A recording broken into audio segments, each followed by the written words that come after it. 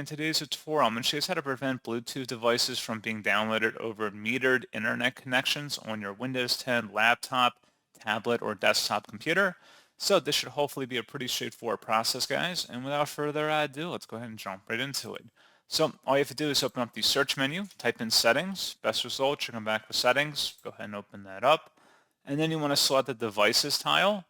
And now over here on the right side, you want to just scroll down versus download over metered connections. To help prevent extra charges, keep this off so that device software, drivers, info, and apps for new devices won't download while you're on the metered internet connection. So if you want to turn that off so it won't download over metered connections, you can. If you want to override that and you do want to download over metered connections, you would want to keep that check marked in there, and that's all you would have to do.